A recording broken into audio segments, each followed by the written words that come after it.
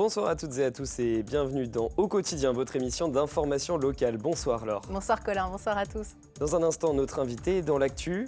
Gérard Baudry, il préside l'association de défense de l'hôpital de Saint-Calais qui demande la réouverture des consultations externes au conseil de surveillance de l'hôpital. Il manifeste ce mercredi à partir de 14h.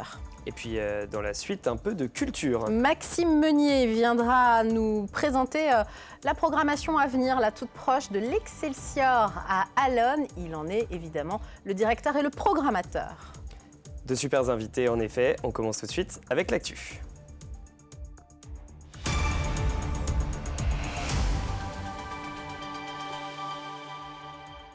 Au sommaire de cette édition du mardi 12 décembre, une nouvelle manifestation d'enseignants.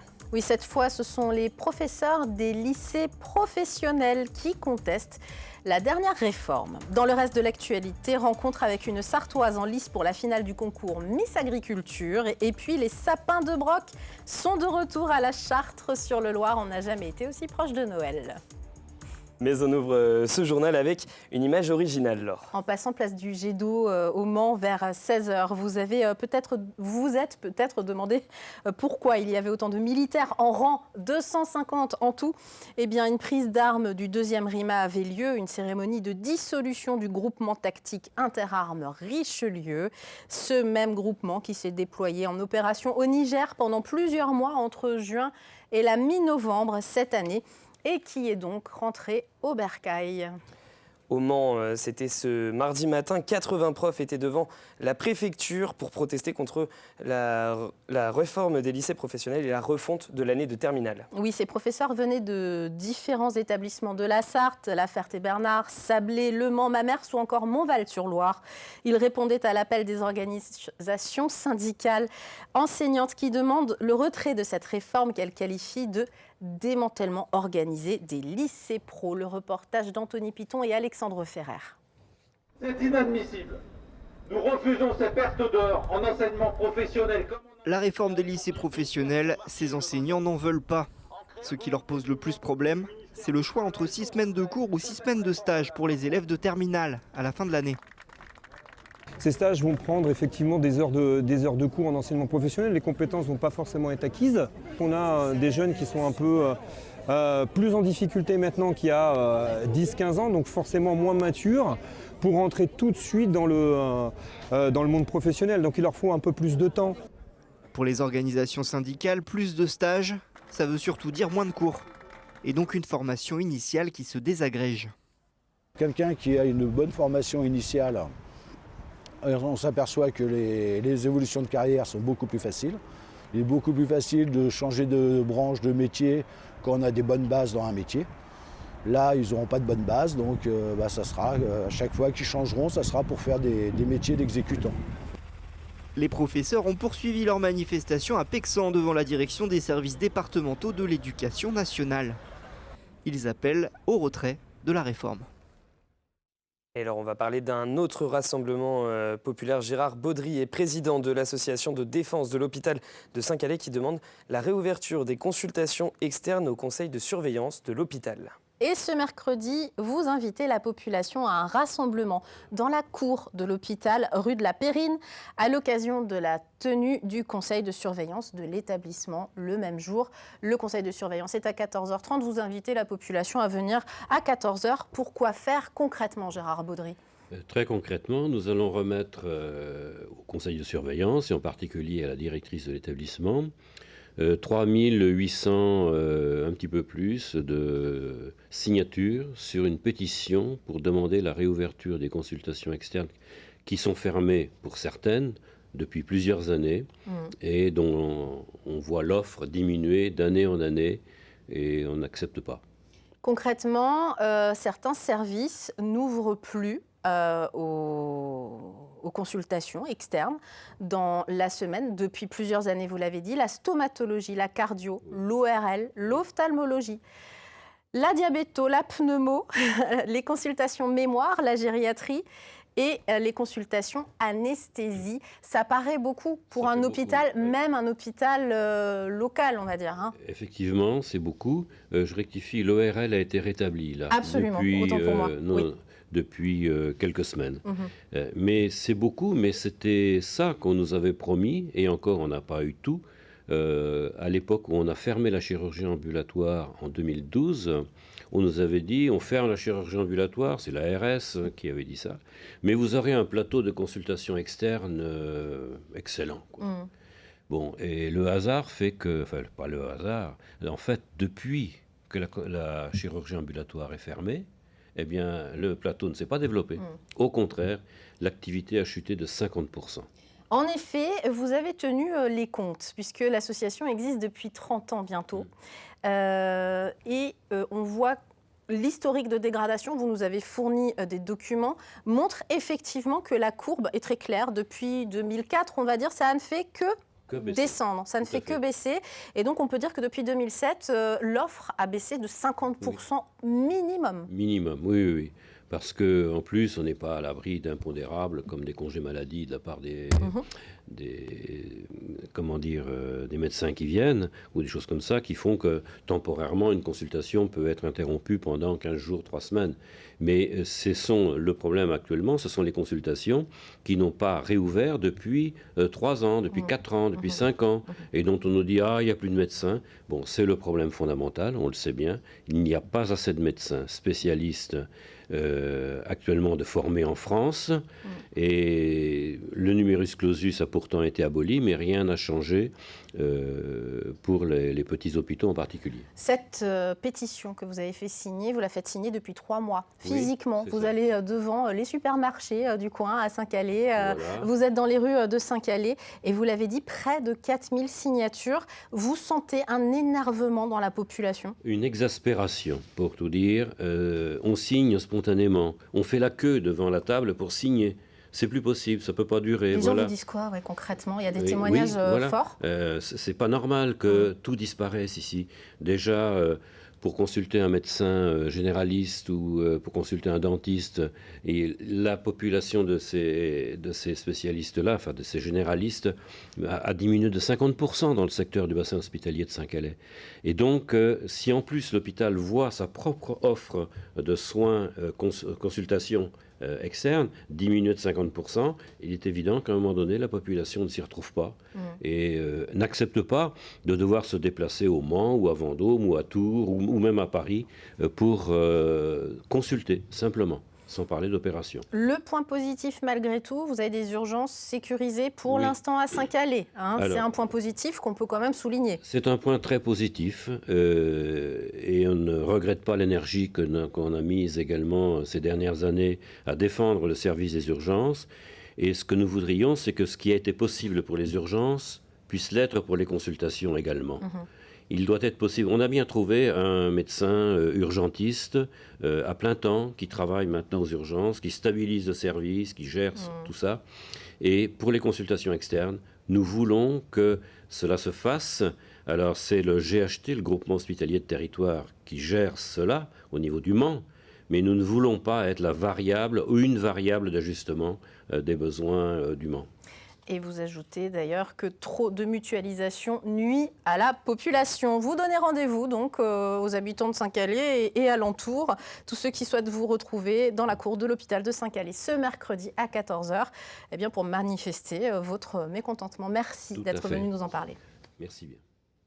La Sarthe pourrait bientôt compter une nouvelle reine de beauté. Gabrielle Lambert, à 24 ans, postule pour la couronne de Miss France agricole. Grâce au vote des internautes, elle est sélectionnée parmi 104 agricultrices pour la finale du concours, dont le résultat sera rendu ce samedi 16 décembre. En tout cas, l'opération agit comme un gros coup de projecteur sur le métier et les jeunes comme Gabrielle, que Colin Ancel a rencontré pour nous. Rikita a peut-être reçu un baiser de la future Miss France agricole. La sabolienne Gabrielle Lambert fait partie des 21 dernières prétendantes sur les 104 participantes à ce concours amical disputé sur les réseaux sociaux. Il fallait mettre une photo et puis après il fallait faire un court texte. Si on est sélectionné dans les 20 premières, ou premier du coup, on reçoit une liste de questions auxquelles il faut répondre par vidéo. Une vidéo où Gabrielle se présente, elle, ainsi que ses convictions et son quotidien. Installée en famille à Sablé-sur-Sarthe, la jeune femme de 24 ans s'est inscrite un peu par hasard. Moi j'ai décidé de participer au concours parce que j'aime beaucoup les challenges. Ça me permettait de diffuser aussi notre métier sur l'agriculture et puis aussi rendre fiers mes parents. Du jour au lendemain, j'ai découvert qu'elle avait envie de faire Miss France Agricole. Alors bon, pourquoi pas? Moi j'aurais aimé faire un concours de Miss. Bon, à l'époque ça n'existait pas, Miss Agricole. Donc en fait c'est un petit peu ce que j'aurais aimé faire, donc finalement ça me fait plaisir. Récompense de la gagnante, les honneurs et une présence sur de grands événements tels le Salon de l'Agriculture à Paris. Mais l'objectif est ailleurs. Moi je fais pas ça pour avoir une récompense physique. Ce que ça peut m'apporter, c'est à moi-même déjà de la fierté. Je suis contente d'avoir participé. Nous on fait de la vente directe, donc ça permet aussi de gagner en notoriété et de faire connaître aussi pour notre vente. Ce concours exposé sur les réseaux sociaux peut parfois attirer des commentaires négatifs, voire haineux. La Sabolienne le sait. Bon, il y en a un ou deux, mais c'est pas grave, je les recale. Mais mes clients le font très bien aussi, ils sont trop mignons, ils me défendent. Hein. Si jamais il y a un problème, j'ai une bonne communauté, en fait, limite, je les laisse faire parce qu'ils le font très bien. Une communauté qui pourrait être fière de sa reine de beauté. Résultat de Miss France Agricole, samedi soir à 20h sur la page Facebook de l'élection. Vous l'avez dit lors dans le sommaire, c'est bientôt Noël et des drôles de sapins ont été vus à la Chartre-sur-le-Loir. Qui dit la Chartre sur le Loir en période de Noël, vous le savez, dit broc, sapin de broc. Ça donne parfois des idées originales, comme l'a remarqué Enzo Maubert. Vous allez tout comprendre dans son reportage. Ils sont en verre, en bois ou même en plastique. À la Chartre-sur-le-Loir, on fête Noël selon la tradition du coin, c'est-à-dire la brocante. C'est que des cochons de tirelire depuis une quarantaine, cinquantaine d'années. Il y a des cochons de charcuterie, il y a des cochons... mais bon, principalement la tirelire et puis la collection lambda de gens qui aiment les cochons, quoi. Depuis 5 ans, c'est le principe des sapins de broc. Créer un sapin avec presque tout et n'importe quoi.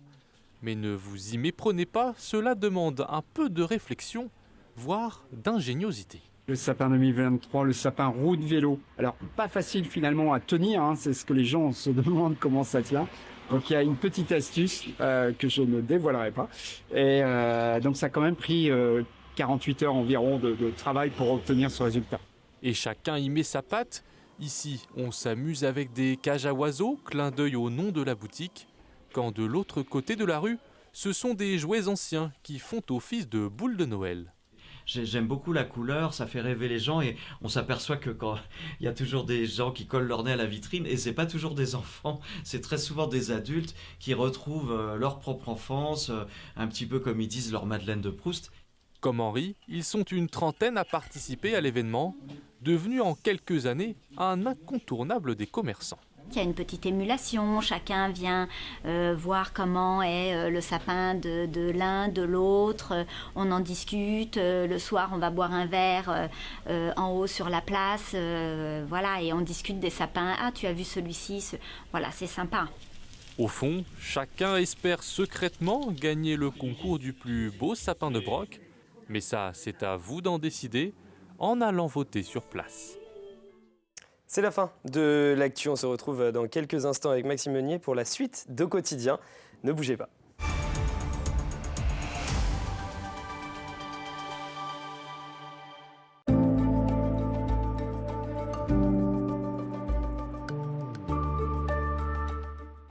Bonsoir, eh bien, la situation météo est encore marquée pour cette soirée avec de nombreux nuages qui dominent sur la région, laissant passer tout de même en milieu de soirée quelques éclaircies, mais vraiment de courte durée, les nuages restant souvent prédominants. Toujours une grande douceur côté température. En milieu de soirée, on attend entre 10 et 11 degrés, il fera 11 degrés au Mans.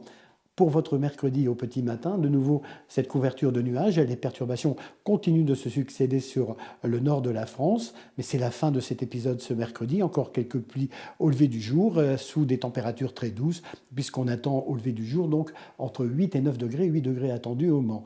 L'évolution pour votre mercredi après-midi, on est à l'arrière de cette perturbation dans un ciel de traîne, une traîne assez active, ce qui fait qu'il faudra composer aussi avec de fréquentes averses, tout au moins jusqu'en soirée. Les températures, faiblissent un peu, mais elles restent quand même très élevées pour la saison, puisqu'on attend au maximum en milieu d'après-midi entre 11 et 13 degrés.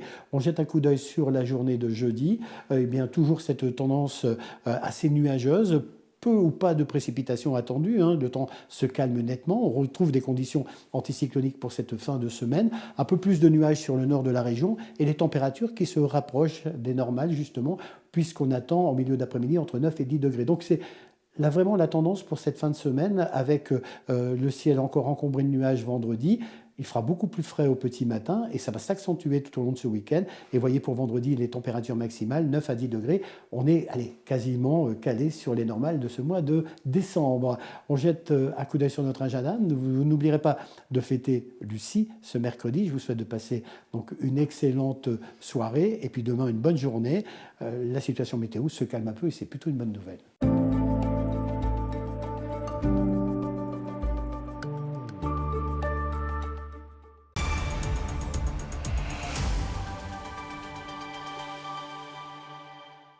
Bienvenue sur LMTV si vous nous rejoignez pour la suite d'Au Quotidien. On va faire un point sur la qualité de l'air ce mercredi. Les conditions météorologiques avec des vents soutenus seront donc favorables à une bonne dispersion de la pollution émise localement. Mais l'air reste moyen sur l'ensemble du département, comme c'était le cas ce mardi à cause d'un fond d'ozone persistant.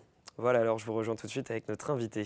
Allez, on va respirer un peu de culture à Allonnes avec Maxime Meunier, le directeur et programmateur de l'Excelsior. On va parler des moments forts de fin, début d'année. Mais d'abord, l'Excelsior, pour qu'on resitue, pour les gens qui ne connaissent pas forcément, c'est 2 lieux. C'est la salle Jean Carmé, où il y a beaucoup de spectacles programmés. Et puis c'est aussi la Péniche, et on attend son retour avec impatience. Elle va revenir, la Péniche. Elle va revenir. Ça fait 1 an, effectivement, qu'on ne l'utilise plus. Mais il y a un projet de restauration. Plus qu'une restauration, ça serait la sortir de l'eau définitivement. Et agrandir la jauge, améliorer l'accueil du public et des artistes. Et faire une terrasse extérieure, peut-être une scène extérieure, etc. Donc il y a un projet architectural qui est en route, et voilà, on attend un petit peu, on est au début du processus. La Péniche, je rappelle qu'elle est rue de la Raterie à Allonnes, pour ceux qui connaissent. C'est le long du chemin de promenade et c'est super sympa en plus comme lieu. On la voit là à l'image, elle est magnifique. C'est un lieu où on a fait des super concerts pour ceux qui connaissent et je conseille quand ce sera rouvert. Mais salle Jean Carmé, il y a quelque chose de super qui arrive là ce vendredi. Vendredi 15 décembre, 20h30, vous recevez une artiste exceptionnelle. La Grande Sophie, elle est connue et c'est la dernière date de sa tournée. Ouais. Voilà. Donc ça risque d'être assez joyeux et festif. Ouais. Voilà, donc c'est son 8e album, c'est la tournée de son 8e album.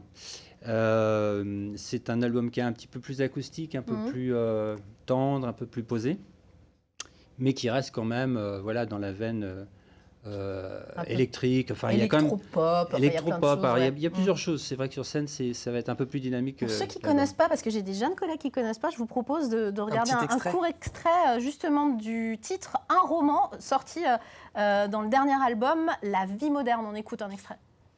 Un roman bancal avec scoliose, un roman qui baille, las de t'attendre, un feu de paille.